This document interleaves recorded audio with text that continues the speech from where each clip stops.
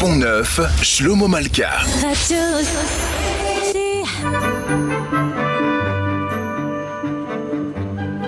Pont-Neuf, l'émission hebdomadaire consacrée à l'actualité du livre. Invité de Pont-Neuf, Frédéric Gros, professeur à l'Institut d'études politiques, chercheur au CEVIPOF et qui publie Pourquoi la guerre aux éditions Albin Michel.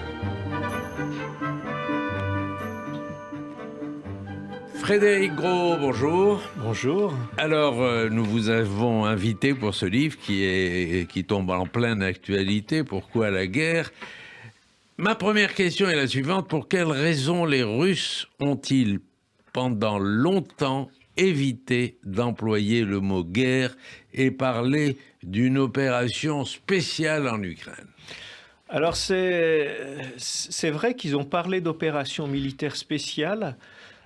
Parler de guerre, ça pouvait vouloir dire parler de mobilisation possible, et je pense que dans le rapport au peuple russe, parler d'une opération militaire spéciale, c'était aussi une manière de rassurer les populations en disant on enverra des contingents en nombre limité et on n'est pas dans le cadre d'une mobilisation totale. Ça, ce serait la première explication. Et d'autre part, on doit bien dire quand même que depuis la Seconde Guerre mondiale, depuis la fin de la Seconde Guerre mondiale, on a très peu employé ce terme de guerre. Même pour tout ce qu'on appelle maintenant la guerre d'Irak, le conflit en Libye, etc., on parlait d'intervention. C'est-à-dire que le vocabulaire de la guerre a été un peu discrédité. Et comme on avait décidé qu'on était devenus des nations adultes, civilisées, qui ne se feraient plus la guerre et qui régleraient leurs différends avec l'aide d'institutions internationales comme l'ONU, évidemment, parler de guerre, c'est faire éclater l'échec de ce règlement pacifique des différends entre États. Donc, je crois que c'est un peu les deux raisons qu'on peut donner. Alors, on va revenir naturellement à l'Ukraine parce que c'est l'actualité, mais c'est le concept même de guerre que vous interrogez dans ce livre et vous vous inscrivez en faux contre cette idée d'un retour de la guerre comme si la guerre avait cessé en 1945. Or, pour vous, elle n'a pas cessé. Elle n'a pas cessé. Alors, c'est vrai que la date de 1945, c'est un peu le moment, 45-46, où la guerre devient à la fois interdite et impossible.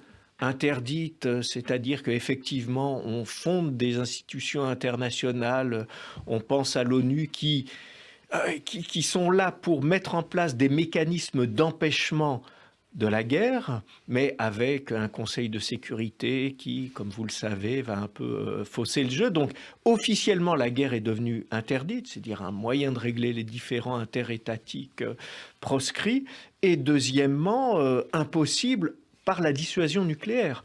C'est-à-dire que l'invention de l'arme nucléaire a eu cette espèce d'effet. C'est un général, le général Le Borgne, qui écrivait « La guerre est morte à Hiroshima ». À Hiroshima. Voilà, à partir d'Hiroshima, on ne peut plus faire la guerre de la même manière. Oui, parce qu'on avait inventé une arme qui est la première arme qui est là, moins pour être utilisée afin de remporter une guerre, ce qui est normalement la destination naturelle des armes, que pour empêcher les guerres. C'est-à-dire, on a une arme nucléaire, mais qui est faite pour empêcher la guerre, c'est ce qu'on appelle des armes de dissuasion. Et pour dissuader, mais on voit quand même que Poutine l'utilise abondamment dans sa rhétorique, en tout cas. Bien sûr, ah bah oui, de toute façon que le nucléaire dans la rhétorique soit agité comme une espèce de spectre où on fait voir la possibilité d'une guerre totale, j'allais dire, c'est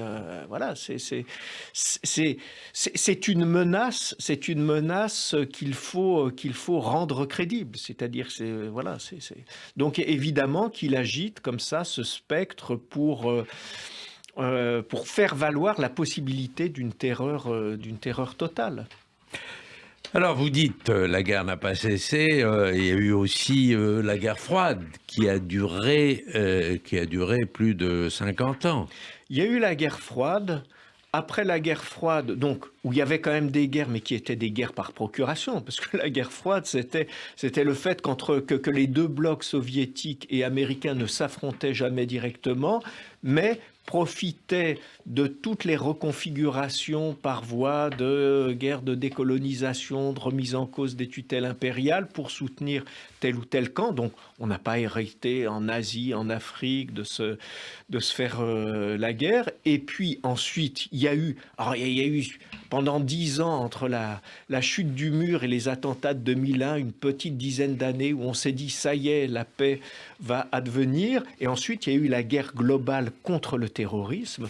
Voilà, il y a eu aussi la guerre contre le terrorisme islamiste qui a culminé effectivement avec les attentats du 11 septembre sur lesquels vous revenez dans votre livre. Oui, parce que c'est vrai qu'on était, mettons, en Europe et en France, on n'était pas en guerre au sens où effectivement il n'y avait pas de tentative de violation des frontières ou d'attaque, d'agression directe au sens classique avec des armes conventionnelles, mais on était dans une époque dans laquelle on a cessé de lancer des processus de sécurisation dans lesquels on s'est habitué au contrôle, on s'est habitué à une surveillance généralisée qui était due au fait que voilà qu'on était lancé dans une guerre contre le terrorisme et qui prenait des formes évidemment tout à fait spécifiques et pas conventionnelles, à savoir deux armées qui s'affrontent de manière conventionnelle.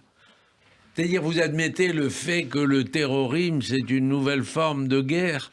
Oui, c'est une guerre en plus d'autant plus efficace et terrible qu'au fond, la victoire, c'est l'acte terroriste en lui-même. C'est-à-dire le fait simplement qu'un acte terroriste ait eu lieu et a été scénarisé jusqu'au bout constitue une victoire en soi. Oui, je trouve que...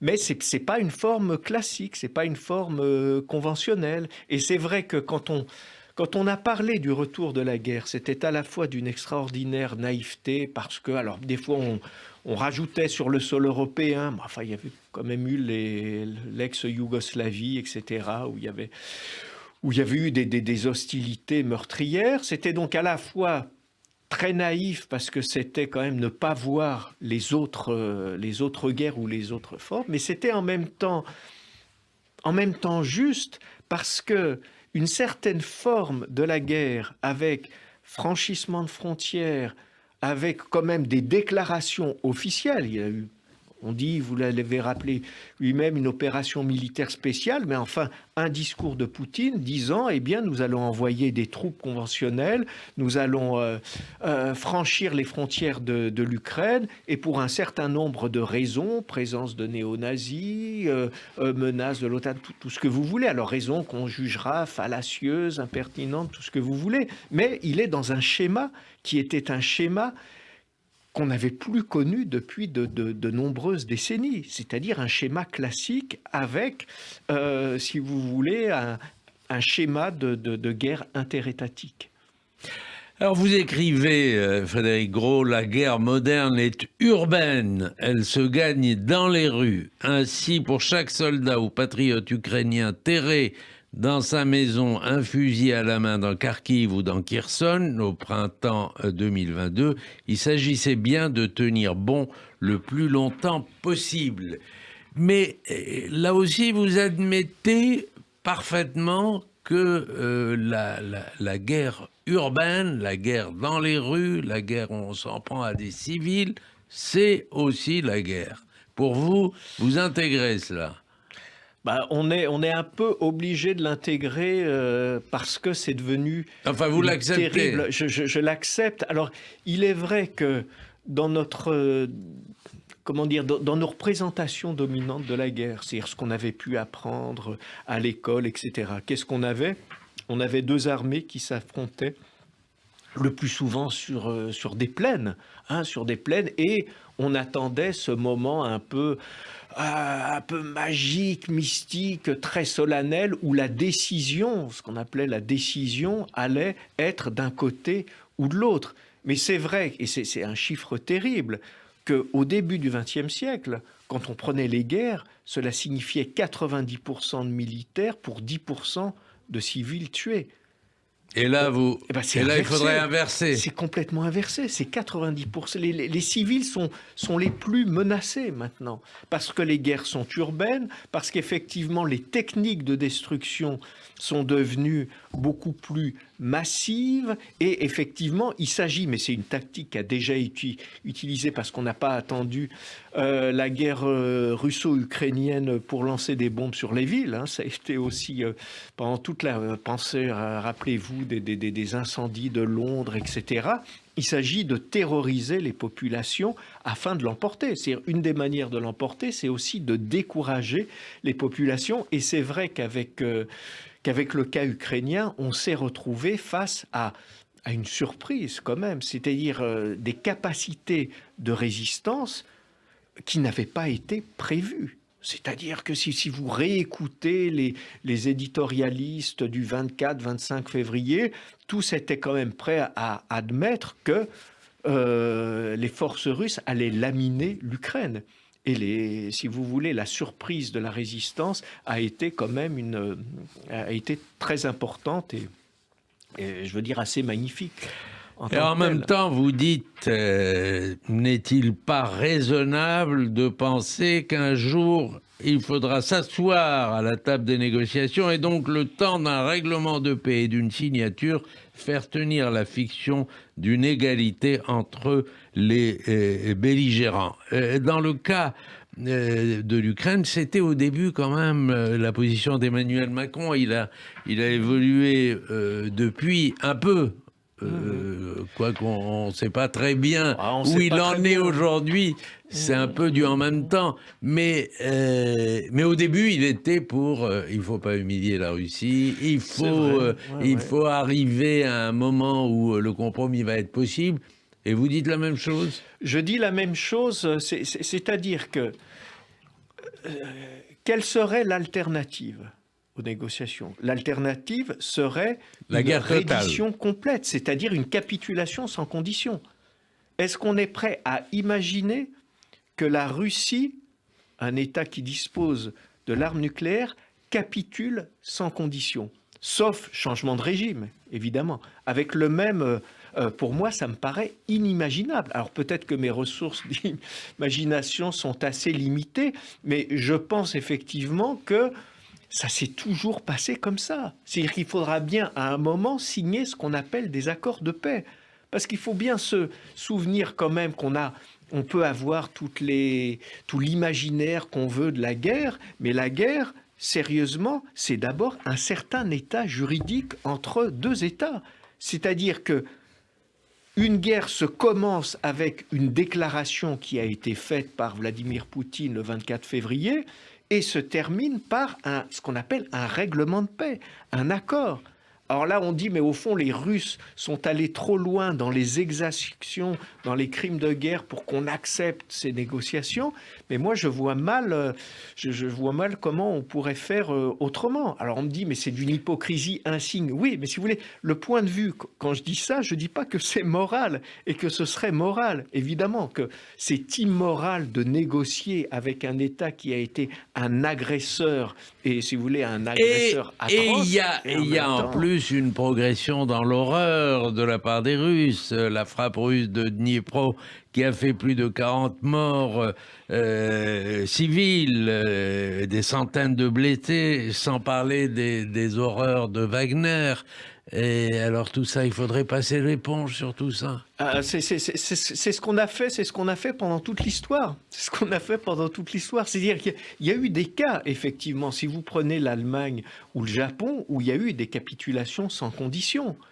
Mais si vous voulez, là, on parle quand même de la Russie, qui est un État qui tient debout, qui dispose de l'arme nucléaire. Et vous allez me dire, mais c'est d'une hypocrisie atroce d'imaginer qu'on puisse passer par pertes et profits toutes ces horreurs. Et vous avez bien raison.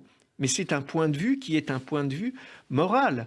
Je veux dire, le point de vue de l'historien dit qu'au fond, à un moment, il faudra un passage par la diplomatie.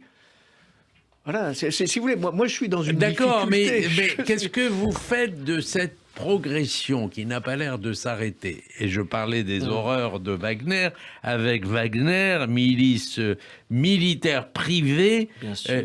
Ça aussi, c'est nouveau, ça n'a jamais existé.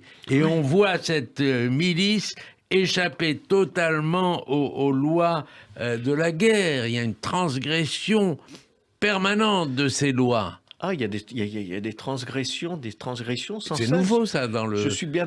Enfin, c'est nouveau. C'est vrai que ce qui nous a... Les transgressions de ces lois de la guerre, on parlait tout à l'heure du terrorisme. Après tout, accepter de considérer un acte de terrorisme comme un acte de guerre, ça signifie quand même ce qu'on est obligé d'accepter historiquement quand même. C'était un acte de guerre contre un certain mode de vie, un certain nombre de valeurs, etc. On avait quand même une manière de faire la guerre où il s'agissait de tuer n'importe qui, n'importe quand, n'importe comment, n'importe où, ce qui était le contraire même, si vous voulez, de la définition classique de la guerre. Parce qu'a priori, quand on parle de guerre, on parle aussi, et vous avez entendu souvent cette expression, de crime de guerre. Si l'expression crime de guerre peut avoir un sens, c'est qu'on accepte l'idée qu'on ne tue pas n'importe qui, n'importe comment, n'importe quand, n'importe où, etc. Et cela dit, ça tremble toujours un peu. C'est-à-dire ce qu'on appelle les règles de la guerre sont transgressées allègrement. Alors vous me dites, c'est nouveau. Oui, c'est vrai que c'est particulièrement et atrocement marqué dans ce conflit. Mais après, si vous voulez, la question que vous me posez, je suis très mal à l'aise avec cette question. Vous me dites, mais si vous acceptez de négocier, alors ça veut dire que tout ça, on oublie. Oui, il y a ce qu'on appelle, dans tout traité de paix, il y a des clauses qu'on appelle des clauses d'amnistie, oui. Faire la paix, c'est accepter de faire comme si on allait oublier. Mais c'est terrible, etc. Mais on n'en est pas là parce que les Russes agitent la menace d'une guerre totale. Sergueï Lavrov a dit il faut maintenant une guerre totale. Et puis, il y a le fait que quand Poutine dit qu'il n'a aucun doute sur l'issue de la guerre avec l'Ukraine, il faut le croire sur parole. Oui, on est dans des montages où on est obligé de le croire pour pouvoir, si vous voulez, le problème c'est celui de la crédibilité, c'est-à-dire qu'une menace doit être crédible. Je ne dis pas que ça arrivera, mais je dis que pour empêcher que ça arrive, on est obligé d'y croire. Et c'est une espèce de montage un peu qui peut... C'est-à-dire on ne peut pas continuer à chaque fois à dire c'est du bluff, etc. Il faut prendre ça au sérieux. Alors, ça ne signifie pas que je pense qu'ils vont utiliser l'arme nucléaire, mais je dis que pour empêcher cet usage, on est obligé de prendre au sérieux cette menace de l'utiliser. Voilà, c'est tout. Et c'est comme ça que ça se fait. Et voilà, après, pour ce qui est de l'issue de la guerre, quand Poutine dit qu'effectivement, il n'a aucun doute sur l'issue, je veux dire, Zelensky dit la même chose aussi. C'est à la fois... c'est à la fois un élément de discours, de propagande qui fait tenir quand même les troupes et en même temps, c'est une conviction. Le problème, si vous voulez, quand vous me dites est-ce qu'on va passer aux négociations, c'est de savoir surtout est-ce que l'Ukraine, parce que si on passe aux négociations, ça veut dire forcément que l'Ukraine accepte de se dessaisir d'une partie de son territoire, c'est-à-dire de toutes les régions qui sont... Après, c'est une histoire politique de rapport de force. Est-ce qu'on est prêt à accepter ça, oui ou non ? C'est une histoire de rapport de force, mais est-ce qu'il n'y a pas eu au départ une erreur dramatique pour eux de diagnostic chez les Russes, une prétendue descente en force sur l'Ukraine et de tout arracher, qui n'a pas marché en fait. Oui, vous avez raison. Ça n'a pas marché. Ça n'a pas marché. Et il n'y avait pas de plan B. Et il n'y avait pas de plan B. Et c'est vrai que ça n'a pas marché parce que les Russes comptaient sur un élément qui est un élément là proprement mental, on pourrait même dire presque psychologique, c'est que tout le monde dans le monde, était prêt à admettre quand même que l'armée russe, c'était le rouleau compresseur. Et j'avais dit, l'effet même de cette réputation, ils pensaient que ça allait jouer pour eux. C'est-à-dire qu'au fond, que les Ukrainiens eux-mêmes seraient terrorisés parce qu'ils auraient intériorisé, si vous voulez, cette certitude qui était celle de tous les éditorialistes militaires de l'époque. Et là, ça n'a pas été le cas. Et c'est ce qui fait partie des surprises de l'histoire. Si quelque chose comme l'histoire existe, c'est parce qu'on tombe à un moment sur des imprévisibles. Et ça, voilà, le grain de sable. Ouais, le grain de sable. Est-ce que le grain de sable, cette semaine, j'ai regardé quelqu'un m'avait recommandé cela, et j'ai regardé sur Netflix la série sur Zelensky, où il joue le rôle d'un président d'opérette, enfin, d'un président fictif. Et voir ce bonhomme aujourd'hui, qui a été transformé par une espèce de baguette magique en président réel et en chef, et doublé d'un chef de guerre, c'est assez impressionnant. Oui, ça aussi, ça fait partie de ces surprises de l'histoire. Et je crois d'ailleurs que la posture même de Zelensky, qu'il a prise, peu de monde s'y attendait, parce qu'il a endossé le statut de chef des armées et de dirigeant politique avec une verticalité qui a quand même surpris tout le monde. Voilà, écoutez, on va en rester là. Je rappelle que le titre de votre livre, c'est « Pourquoi la guerre ? » C'est paru chez Albin Michel. Frédéric Gros, merci. C'était Pont Neuf, l'émission hebdomadaire consacrée à l'actualité du livre. Bon dimanche à tous.